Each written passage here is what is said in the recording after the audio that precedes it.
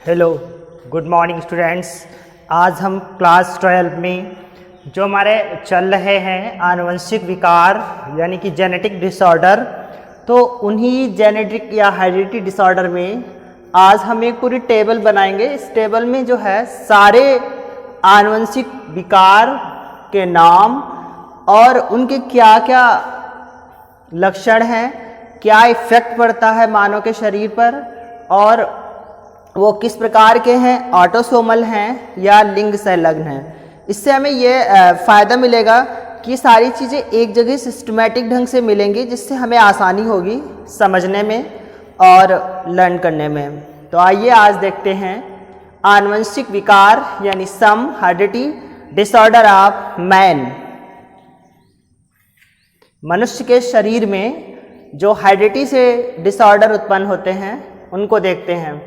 तो ये टेबल बनी है विकार, प्रभावी अप्रभावी, ऑटोसोमल लिंग संलग्न, उसके बाद प्रमुख प्रभाव, प्रमुख लक्षण। तो इसके अकॉर्डिंग हम सबसे पहले करेंगे हीमोफीलिया। हीमोफीलिया कैसा है, आप ध्यान रखना, जितने भी डिसऑर्डर हैं, आनुवंशिक विकार हैं, वो सभी अप्रभावी जीन के कारण, अप्रभाविता के कारण, अप्रभावी गुणसूत्र के कारण उत्पन्न होते हैं। यानी वहाँ पर कहीं पर भी आपको प्रभावी नहीं मिलेगा पढ़ने को, सारे अप्रभावी हैं। ये सबसे अच्छा फैक्ट है, इसको आप जरूर याद रखना कि अप्रभावी जीन के कारण ही आनुवंशिक विकार मनुष्यों में उत्पन्न होते हैं। तो हीमोफीलिया अप्रभावी जीन के कारण उत्पन्न होता है और ये कैसा रोग है, लिंग संलग्न रोग है। आपसे पूछा जाता है कि मानव में उत्पन्न होने वाले किन्हीं दो लिंग संलग्न रोगों के नाम बताओ। तो आप क्या बताओगे, वर्णांधता, हीमोफीलिया। ठीक है, आपका वर्णांधता भी होगा, ये भी एक लिंग संलग्न रोग है, और हीमोफीलिया भी लिंग संलग्न रोग है। बहुत बार पूछा गया है कि मानव में उत्पन्न होने वाले किन्हीं दो लिंग संलग्न रोगों के नाम बताओ, या उनकी वंशागति भी पूछ लेते हैं। तो वर्णांधता, पूर्ण वर्णांधता यानी टोटल कलर ब्लाइंडनेस, और हीमोफीलिया। ठीक है, तो जो हीमोफीलिया है ये लिंग संलग्न रोग है और एक्स क्रोमोसोम पर ये संलग्नी होता है। यानी आपको लिंग संलग्न के प्रकार बताए गए हैं, एक्स संलग्न, वाई संलग्न, एक्स वाई संलग्न। यानी लिंग संलग्न रोग तीन प्रकार से उत्पन्न होते हैं, एक्स संलग्न, वाई संलग्न, एक्स वाई संलग्न। तो उसी में से जो हीमोफीलिया है ये एक्स संलग्नी रोग है, यानी एक्स क्रोमोसोम पर इसके जो कारक हैं वो उपस्थित होते हैं। यानी इसके एक्स क्रोमोसोम्स पर इसके कारक उपस्थित होते हैं, और इसलिए हीमोफीलिया में जो पुरुष होते हैं वो ग्रसित होते हैं, महिलाएं जो होती हैं वो वाहक होती हैं। यानी अपनी पीढ़ी अगली पीढ़ी में ले जाने का कार्य जरूर करती हैं, लेकिन ग्रसित नहीं होती हैं। किसी विशेष परिस्थिति में ही ग्रसित हो सकती हैं, जब दोनों ही उनके एक्स क्रोमोसोम्स पर कारक होंगे हीमोफीलिया के, तब वो हीमोफीलिया से ग्रसित होती हैं। परंतु इससे पुरुष ही ग्रसित मिलते हैं, क्योंकि पुरुष के क्रोमोसोम्स एक्स वाई होते हैं और वाई जो है वो सामान्य है, और एक्स जो है उस पर हीमोफीलिया के कारक हैं, जिसके कारण पुरुष ग्रसित होता है हीमोफीलिया से। तो हम बात कर रहे थे हीमोफीलिया की, तो लिंग संलग्न रोग है हीमोफीलिया, और वो भी एक्स संलग्नी है। इसके बाद हीमोफीलिया पर होने पर क्या प्रभाव पड़ता है, रक्त स्कंदन की असामान्यता। जो हीमोफीलिया है वो रक्त के स्कंदन यानी रक्त के स्कंदन में असामान्यता ला देता है, जिसके कारण जो है प्रमुख लक्षण क्या हो जाता है, रक्त के थक्का बनने की असफलता। यानी हीमोफीलिया से कोई भी व्यक्ति जो ग्रसित होता है वो रक्त का थक्का नहीं बना पाता है, क्योंकि सामान्यता जो है किसी भी मनुष्य में 3 से 5 मिनट या 4 मिनट के अंतराल पर जो है, या 2 से, सबका अलग अलग टाइमिंग होता है, 2 से 5 मिनट या 2 से 4 मिनट के बीच में प्रोथ्रोम्बिन का एक पतली सी झिल्ली बन जाती है उस टूटे या दुर्घटना वाली जो शरीर का अंग है उस स्थान पर, जिससे प्रोथ्रोम्बिन का एक थक्का बन जाता है और रक्त का बहना रुक जाता है। परंतु जब व्यक्ति हीमोफीलिया से ग्रसित होता है तब उसके शरीर में क्या होता है, रक्त का थक्का नहीं बनता है। यानी रक्त के थक्का नहीं बनने के कारण निरंतर रक्त बहता रहता है, अंततः जो है रोगी की मृत्यु भी हो जाती है।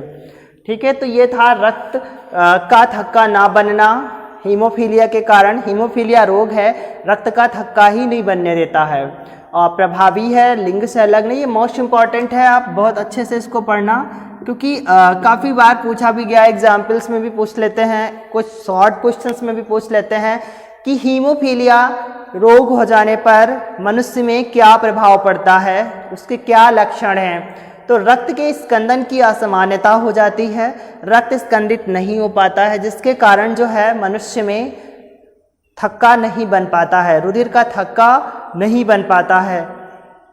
इसके बाद अब आते हैं हम दूसरा, sickle cell anaemia. Sickle cell anaemia जिसे हम हिंदी में दांत कोशिका अरक्तता कहते हैं, यानी दांत कोशिका अरक्तता। तो सिकिल सेल एनीमिया ये भी एक अप्रभावी जीन के कारण उत्पन्न होने वाला रोग है और इसमें जो है ये ऑटोसोमल रोग है, यानी कि ये XY क्रोमोसोम पर ना उपस्थित होकर के जो ये 11वां क्रोमोसोम होगा, यानी किसी भी व्यक्ति में ऑटोसोमल क्रोमोसोम वे क्रोमोसोम होते हैं जो मनुष्य के गुणसूत्रों का निर्धारण करते हैं। क्योंकि हम पढ़ के आते हैं कि मनुष्य में 23 पेयर्स यानी 23 पेयर्स 23 जोड़ी क्रोमोसोम्स होते हैं, कुल 46 गुणसूत्र होते हैं। तो उन्हीं 23 पेयर्स में से यानी 46 गुणसूत्रों में से जो 11वां क्रोमोसोम होगा, जो 11वां गुणसूत्र होगा, उस गुणसूत्र पर सिकिल सेल एनीमिया के कारक उपस्थित होंगे और उस 11वें क्रोमोसोम पर सिकिल सेल एनीमिया के कारक उपस्थित होने के कारण ये रोग ऑटोसोमल रोग कहलाता है। यानी ये लिंग से संबंधित तो नहीं है, ये क्रोमोसोम से संबंधित है और ये थे लिंग से संबंधित। आपका हीमोफीलिया और वर्णांधता ये दोनों जो है लिंग से संबंधित है, यानी XY आपको पता है, X और Y जो यानी वर्ड हैं, यानी जो शब्द हैं, अक्षर हैं, शब्द नहीं है, अक्षर हैं जो XY, इन ये जो है गुणसूत्रों को प्रदर्शित करते हैं। यानी कि महिला के गुणसूत्र XX से और पुरुष के XY से, तो हमें ये ज्ञात हो जाता है कि X क्रोमोसोम पर है या Y क्रोमोसोम पर है, ये जो लिंग संलग्नी रोग होते हैं। परंतु जो ऑटोसोमल होते हैं ये कुल गुणसूत्रों की किसी एक संख्या पर इनके कारक उपस्थित होते हैं। जैसे सिकिल सेल एनीमिया का कारक 11वें क्रोमोसोम पर, यानी जो 46 गुणसूत्र किसी भी संतति में जो हैं, उन्हीं संतति में से या किसी भी व्यक्ति में 46 गुणसूत्र हैं, उन 46 गुणसूत्र के 11वें नंबर का जो गुणसूत्र होगा उस पर सिकिल सेल एनीमिया यानी दांत कोशिका अरक्तता के कारक उपस्थित होंगे। अब सिकिल सेल एनीमिया होने का प्रभाव क्या पड़ता है? आरबीसी में असामान्य हीमोग्लोबिन, यानी जो रेड ब्लड कार्सेल्स हैं, लाल रुधिर कणिकाएं, उन लाल रुधिर कणिकाओं में हीमोग्लोबिन प्रॉपर तरीके से नहीं बन पाता है। क्योंकि आपको बताया है जो हीमोग्लोबिन है वो रुधिर का एक भाग है। हमारा जो रुधिर है वो लाल रुधिर कणिकाओं, हीमोग्लोबिन यानी हीमोग्लोबिन, प्लाज्मा, प्लेटलेट्स तीनों से मिलकर के बना होता है। तो जो हीमोग्लोबिन है उनमें आरबीसी यानी लाल रुधिर कणिकाएं उपस्थित होती हैं। जिस व्यक्ति के सिकिल सेल एनीमिया हो जाता है उसमें हीमोग्लोबिन यानी आरबीसी जो लाल रुधिर कणिकाएं हैं उनमें हीमोग्लोबिन प्रॉपर तरीके से नहीं बन पाता है, उसमें असामान्यता आ जाती है। आरबीसीएस का समूह, आरबीसीएस का तीव्र अपघटन, रक्ताल्पता, कमजोरी। ठीक है, तो दांत कोशिका अरक्तता में क्या होता है? आरबीसीएस का समूहन, आरबीसीएस का तीव्र अपघटन होता है, समूहन होता है और अपघटन होता है। यानी जो आरबीसीएस है वो सारी कणिकाएं आपस में लाल रुधिर कणिकाओं में यानी जो है वो आपस में चिपक जाती हैं, उसके बाद में इनका दो तीव्र गति से अपघटन प्रारंभ हो जाता है, यानी आरबीसीएस अपघटित होने लगती हैं, यानी खत्म होने लगती हैं, नष्ट होने लगती हैं, जिसके कारण हीमोग्लोबिन का निर्माण नहीं हो पाता है। उसके साथ साथ क्या हो जाता है, रक्ताल्पता, जिसे हम एनीमिया भी कहते हैं सामान्यतः, यानी रक्त खून की कमी हो जाती है। आपको पता है कि हमारे शरीर में निरंतर हीमोग्लोबिन का निर्माण होता रहता है। अगर हीमोग्लोबिन का निर्माण होना बंद हो जाएगा तो क्या होगा कि मनुष्य में रक्ताल्पता हो जाएगी, यानी रक्त की अल्पता हो जाएगी, यानी कमी हो जाएगी, और उसी के साथ कमजोरी भी आ जाती है। यानी जाहिर सी बात है, जब खून की कमी हो जाएगी शरीर में तो हमें कमजोरी और थकान तो महसूस ही होगा। तो सिकल एनीमिया से आरबीसीएस यानी खून का निर्माण होना बंद हो जाता है। आप सामान्य भाषा में लिख सकते हो कि खून का निर्माण होना बंद हो जाता है, जिसके कारण एनीमिया और कमजोरी, थकान जैसे लक्षण उत्पन्न होते हैं। इसके बाद आगे हम आते हैं फिनाइल कीटोन्यूरिया। फिनाइल कीटोन्यूरिया ये भी एक अप्रभावी जीन के कारण होने वाला रोग है, यानी आनुवंशिक रोग है, आनुवंशिक विकार है, और ये भी एक ऑटोसोमल है। ऑटोसोमल ये 12वें क्रोमोसोम पर उपस्थित होता है, यानी मनुष्य के कुल 46 गुणसूत्रों के में से जो 12वां गुणसूत्र होगा, उस 12वें गुणसूत्र पर फिनाइल कीटोन्यूरिया के जो है कारक उपस्थित होंगे। इसमें क्या होता है, फिनाइल एलेनिन एंजाइम की न्यूनता। जो हमारा फिनाइल एलेनिन एंजाइम है ये कम मात्रा में निर्मित होता है, और कम मात्रा में निर्मित होने के कारण जो है फिनाइल कीटोन्यूरिया रोग उत्पन्न हो जाता है। और इसका लक्षण क्या है, मंदबुद्धिता। ये आपको डिटेल में भी पढ़ा चुके हैं। मंदबुद्धिता यानी जब किसी व्यक्ति में फिनाइल कीटोन्यूरिया हो जाता है तो वो व्यक्ति का आईक्यू जो है, बुद्धि लब्धि स्तर जो है वो 20 से नीचे चला जाता है, और 20 से नीचे चले जाने पर की स्थिति क्या होती है, वो बालक मूर्ख या इडियट कहलाता है, यानी मूर्ख फुलिस बालक कहलाएगा, इडियट मानसिक मंदता से ग्रसित बालक होगा, यानी यमार बालक कहलाएगा, मेंटल रिटार्डेड मानसिक मंद बालक, क्योंकि उसकी आईक्यू जो है, बुद्धि लब्धि का जो स्तर है वो 20 से कम है। 20 से कम होने के कारण वो व्यक्ति सोचने समझने निर्णय लेने की क्षमता का विकास नहीं हो पाता है। इसके बाद आगे हम आते हैं वर्णांधता। वर्णांधता भी आप बहुत डिटेल में पढ़ चुके हो, लेकिन हम फिर भी पढ़ते हैं। कलर ब्लाइंडनेस, ये भी आपका मोस्ट इम्पॉर्टेंट है, कई बार पूछा भी गया है, मोस्ट इम्पॉर्टेंट, ठीक है।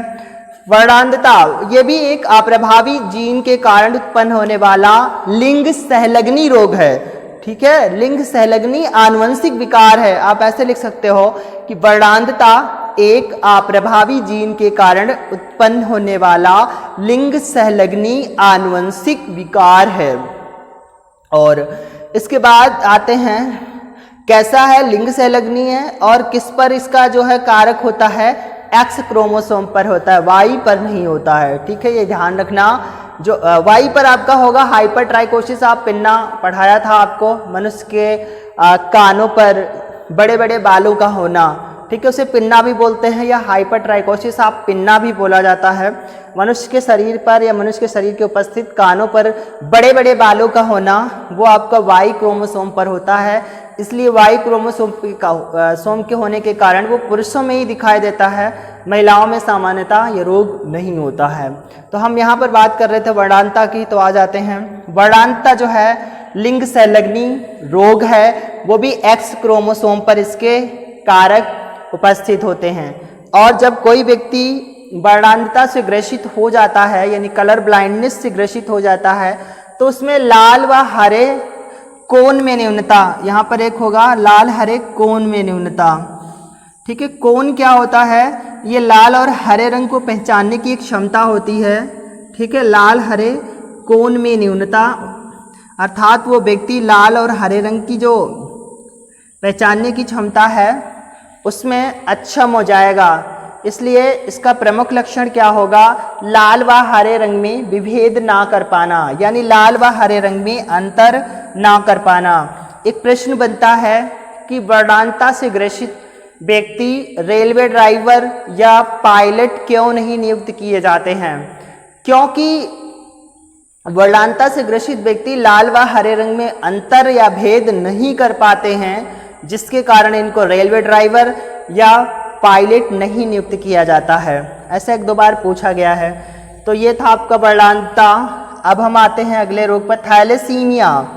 थैलेसीमिया ये भी एक अप्रभावी जीन के कारण उत्पन्न होने वाला रोग है, यानी थैलेसीमिया भी अप्रभावी जीन के कारण होता है। इसके बाद अब हम आते हैं ऑटोसोमल, यानी जो थैलेसीमिया है ये भी एक ऑटोसोमल रोग है, परंतु ये किसी भी क्रोमोसोम पर ये रोग निश्चित नहीं होता है। यानी जो 46 हमारे क्रोमोसोम्स हैं, 46 गुणसूत्र हैं, उनमें से कोई ऐसी संख्या निर्धारित नहीं है कि 10वां, 12वां, 16वां कि जिस पर इसके कारक हों। 46 में से किसी भी क्रोमोसोम पर इसके कारक अलग अलग संतति में अलग अलग गुणसूत्र पर उपस्थित हो सकते हैं। इसलिए यहाँ पर कोई निश्चित बताया नहीं गया है कि 12वें क्रोमोसोम्स, 11वें क्रोमोसोम्स, 10वें क्रोमोसोम्स, क्योंकि 46 क्रोमोसोम्स में से किसी भी क्रोमोसोम्स में थैलेसीमिया के कारक हो सकते हैं। और जरूरी नहीं कि इस किसी व्यक्ति में 10वें क्रोमोसोम पर थैलेसीमिया है तो अगले किसी व्यक्ति में जो है 10वें में ही हो, जरूरी नहीं है। 10वें को छोड़ करके कोई 13वें में भी हो सकता है, 15वें में भी हो सकता है, 26वें में भी हो सकता है।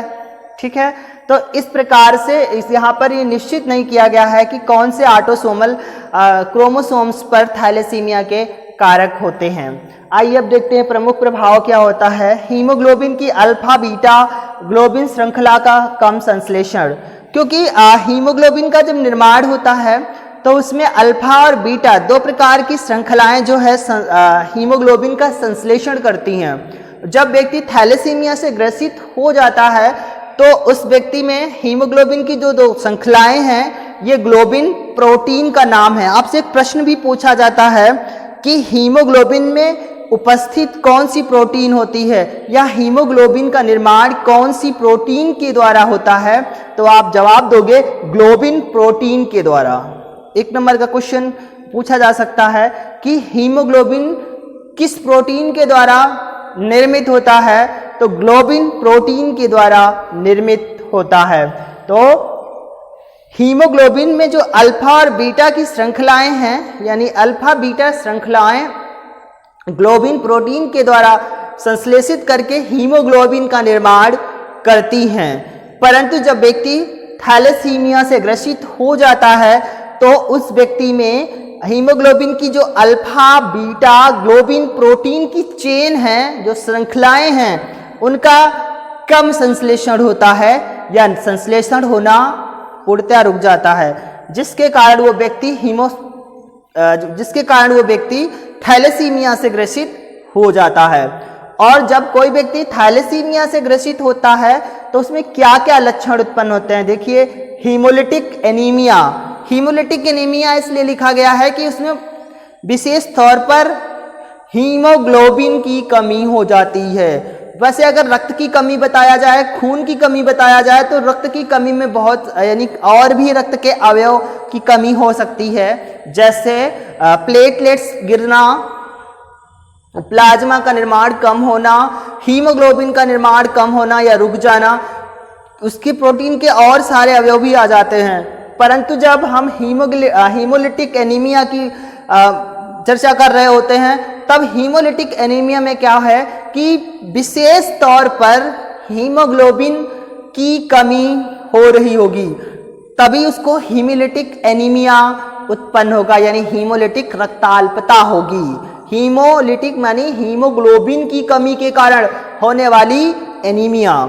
इसके साथ थकान, सांस फूलना, पीलिया भी हो सकती है, जॉइंटिस भी हो सकती है हीमोग्लोबिन के कारण, और सांस फूलना, थकान, ये सांस फूलना, थकान, ये सारे जो है कमजोरी के ही लक्षण होते हैं। तो जब किसी व्यक्ति में हीमोग्लोबिन का निर्माण कम हो रहा होगा, एनीमिया रोग हो जाएगा, तो जाहिर सी बात है, सामान्य सी बात है कि उस व्यक्ति में कमजोरी, थकान, सांस फूलने जैसे लक्षण भी उत्पन्न हो जाएंगे। इसके बाद एक नया है सिस्टिक फाइब्रोसिस।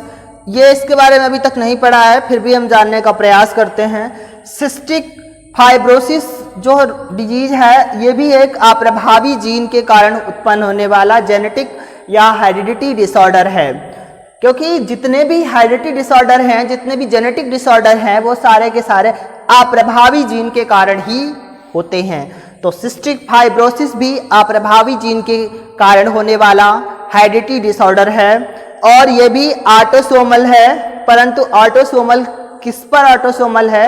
ये एक्स क्रोमोसोम पर ऑटोसोमल है। ठीक है, ये लिंग संलग्नी नहीं है, ये एक्स क्रोमोसोमल पर ऑटोसोमल है, यानी एक्स गुणसूत्र पर इसके कारक उपस्थित होते हैं। ठीक है, और एक्स गुणसूत्र पर कारक उपस्थित होने से समझ में आता है कि चाहे स्त्री में भी हो सकता है ये और पुरुष दोनों में भी हो सकता है, क्योंकि एक्स स्त्री में भी एक्स एक्स गुणसूत्र होते हैं और पुरुष में भी एक्स वाई होते हैं। तो पुरुष के एक्स वाई में से एक्स पर हो सकता है और स्त्री के किसी दोनों एक्स में से एक एक्स पर इसके कारक उपस्थित हो सकते हैं, इसलिए ऑटोसोमल है और एक्स क्रोमोसोमल है। इसका जो प्रभाव है क्या है कि क्लोराइड आयन परिवहन की असफलता, कि जब किसी व्यक्ति में सिस्टोलिक फाइब्रोसिस होता है या सिस्टिक फाइब्रोसिस होता है, तो वो उस व्यक्ति में जो क्लोराइड आयन है यानी Cl- आयन है, उसका हमारे शरीर में परिवहन जो है सामान्य रूप से नहीं हो पाता है, क्योंकि हमारे शरीर में सभी प्रकार के आयन जो जरूरी हैं शरीर के लिए उनका परिवहन होता रहता है।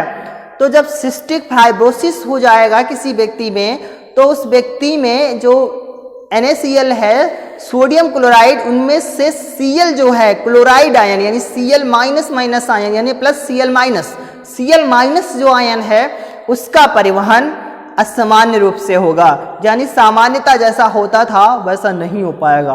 परिवहन का तात्पर्य है कि शरीर में एक स्थान से दूसरे स्थान पर जाना या शरीर के विभिन्न अंगों में पहुंचना।